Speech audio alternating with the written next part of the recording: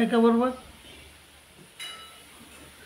श्रीकृष्णाय दोन श्रीपकवारा विज्ञान दिला करा, श्री दत्ता शिवशात्रिकवारा श्री चक्रपाणी करा, श्रीमद्वारावतीचरा बरा निर्लेप जीवोधरा, श्रीमच्चक्रधरा कृपा गुरुवरा सर्वावतारा नमो. श्री गोपाल कृष्ण महाराज की जय. मायबापू, शिवाजीराजे होऊन गेले. त्यांना भवानी मातेनं भवानी तलवार दिली होती, भवानी तलवार. आणि ती भवानी तलवार शिवाजीराजानं तिचा उपयोग स्वराज्य निर्माण करण्यासाठी केला. आणि स्वराज्य निर्माण केलं. अतिशय त्रासातून कठीण परिस्थितीमध्ये त्यांनी स्वराज्य स्थापन केलं. त्या भवानी मातेनं दिलेल्या ज्या तलवारीचा त्यांनी योग्य उपयोग घेतला. परंतु आपल्याला पण श्रीकृष्ण महाराजांना गीता नावाची भवानी तलवार दिलेली आहे. परंतु त्या तलवारीला आपण केवळ देवाऱ्यावर ठेवण्याचंच महत्त्व देतो. तिला वाचत नाही, तिचा अभ्यास करत नाही, तिच्यामध्ये काय सांगितलं देवानं हे बघत नाहीत. आणि ते बघितलं बी नुसते काही लोक वाचतात, काही लोक त्याच्या अर्थापर्यंत बी जातात. आणि काय मग एखादाच माणूस त्या गीतेमध्ये काय सांगितलं आहे तर त्याचं अनुकरण करण्याचा प्रयत्न करतो. तर तो अनुकरण करणारा, आपल्या गीता आपल्या जीवनात उतरणारा जो माणूस आहे तो खरा माणूस समजला जातो. तर तसे माणसं विरळच आहेत. म्हणून आपण काय करायचं आहे, आपल्याला गीता जो ज्ञान आहे, गीतेमध्ये जे ज्ञान सांगितलं आहे ते आपल्या जीवनात उतरण्याचा प्रयत्न करायचा. तर आता काय सांगितलं मग गीतेमध्ये, तर दुसऱ्या अध्यायात काय सांगितलं बघा. ते म्हणले या निशा सर्वभूतानां तस्यां जागर्ति सैव, येशां जागृती भूतानी सा निशा पश्यतो म्हणे. जेव्हा सर्व लोक झोपलेले असतात त्यावेळेस आपण उठायचे. या निशा सर्वभूतानां तस्यां जागर्ति सैव, त्यावेळेस आपण उठायचं आणि परमेश्वराचं चिंतन करायचं. आणि ज्यावेळेस सगळे लोक झोपलेले असतात त्यावेळेस आपण उठायचं. आणि ज्यावेळेस सगळे लोक जागलेले असतात त्यावेळेस आपण चिंतन करायचं. या निशा सर्वभूतानां तस्यां जागर्ति सैव आणि येशां जागृती भूतानी सा निशा पश्यतो म्हणे. आणि मग काय होतं आहे, तसं जर केलं आपण तर श्रीकृष्ण महाराज म्हणले काय होतं म्हणजे तुमच्या जीवनामध्ये फरक. ते म्हणले अपुरे मान मचल प्रतिष्ठा समुद्र माप प्रोशन्ते दो तदोत्त कामायम प्रोशन्ति सर्वे सत्शांती वापनोती न काम कामी. जशा नद्या भरभरून वाहतात पावसाळ्यात आणि समुद्राला जाऊन मिळतात.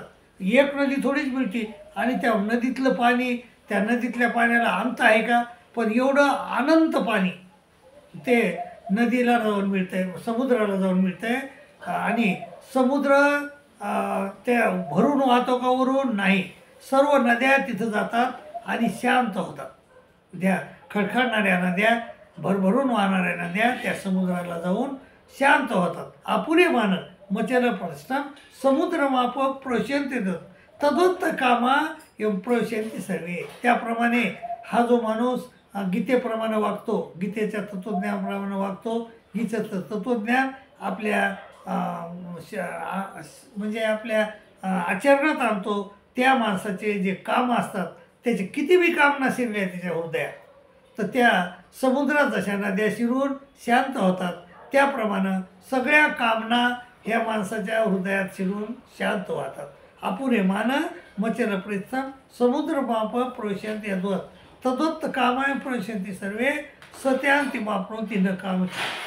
त्यामुळं श्रीकृष्ण महाराजांनी सांगितलं अर्जुना विहाय कामान्य सर्वात. विहाय म्हणजे सोडून, सर्व कामनाचा त्याग करून विहाय कामान्य सर्वात पुमांचरती निस्पृह. जो माणूस निस्पृहतेने वागतो, पुमांचरती निस्पृह निर्ममो निरंकार स्वशांतीमध्ये गच्छति. जो निर्ममो आहे, निरंकार आहे, तो माणूस शांतीला प्राप्त होतो. तर शांती पाहिजे असं आपल्याला. तुम्हाला मायबाबा जीवनामध्ये शांती, सुख आणि स्वातंत्र्यता ह्या 3 गोष्टी आवश्यक आहेत. त्यामुळं शांती आपल्याला पाहिजे असेल तर आपण गीतेचं ज्ञानाप्रमाणे चाललं तर निश्चितच शांती मिळू शकते. गीतेमध्ये अनेक गोष्टी सांगितलेल्या आहेत. तर मग परमेश्वराचं चिंतन कसं करायचं हे मी सांगितलं आहे. आणि म्हणजे स्थितप्रज्ञ माणूस कोण असतो, कसा असतो, तो कसा बोलतो, कसा चालतो, असं ज्यावेळेस अर्जुनानं श्रीकृष्ण महाराजांना विचारलं त्यावेळेस श्रीकृष्ण महाराज म्हणजे अर्जुना स्थितप्रज्ञ माणूस कसा असतो तर प्रजाहाती याचा कामान सर्वान पार्थ बनवता. जो प्रजाहातीमध्ये सोडून देतो, काय सोडून देतो, प्रजाहाती याचा कामान सर्वान पार्थ बनवता. कामना सर्व सोडून देतो, मनातल्या कामना सर्व सोडून देतो. प्रजाहाती याचा कामान सर्वान पार्थ बनवता आणि आत्मनेवात्मना तुष्ट.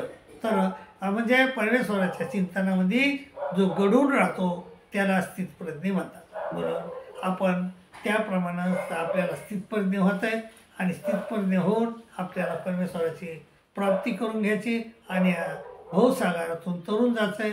आणि ह्या संसारात नश्वर संसारामध्ये पुन्हा आपल्याला याचं नाही.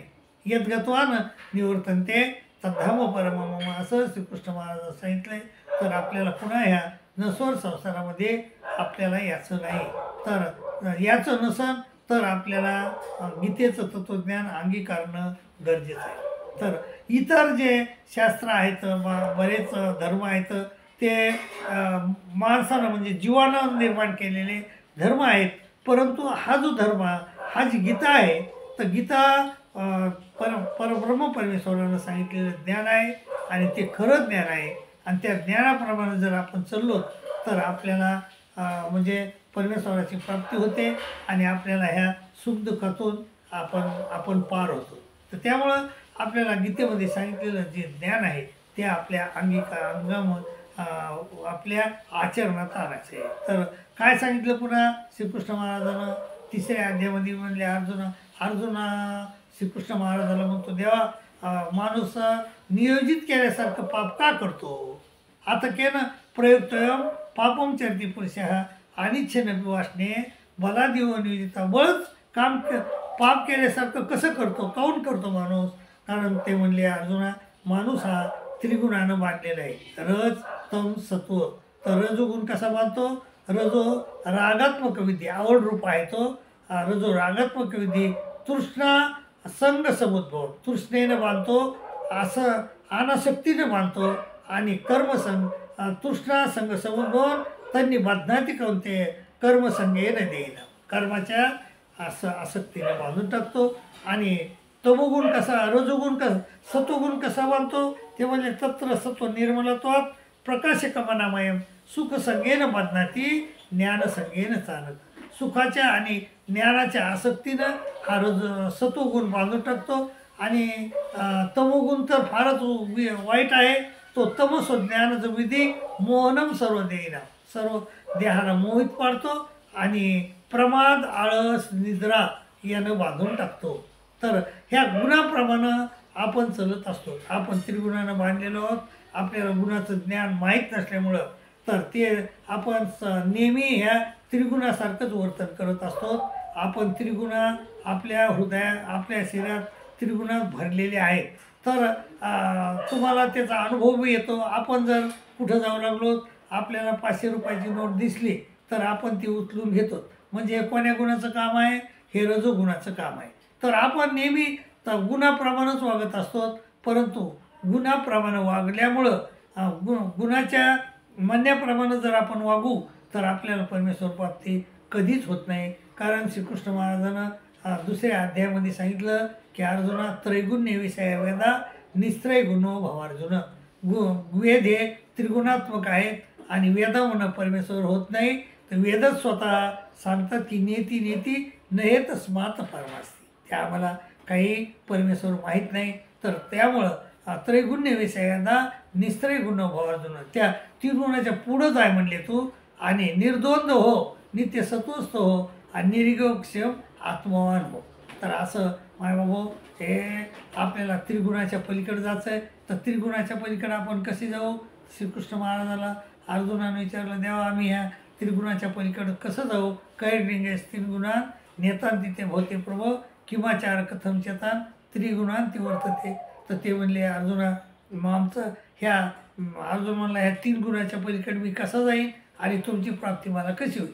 तर श्रीकृष्ण महाराज म्हणले अर्जुना, मामचं विचारेनं भक्ती योगेन सेवते सगुणान संपते दैतान ब्रह्मभोय कल्पते. जो माणूस माझ्या अविचारी भक्ती करेल तो माणूस ह्या 3 गुणाच्या पुढे जातो आणि माझ्या प्राप्तीला येतो. म्हणून मायबाबा आपल्याला सतत परमेश्वराचं चिंतन करायचं आहे आणि स्थितप्रज्ञ व्हायचं आहे. स्थितप्रज्ञ म्हणजे काय, तर जो प्रजे हाती याचा कामान सर्वान पार्थ मनोगतान आत्मनिवात्मना तुष्ट स्थितप्रज्ञाचे दोच्यते. जो परमेश्वराच्या चिंतनात गडून राहतो त्याला स्थितप्रज्ञ म्हणतात.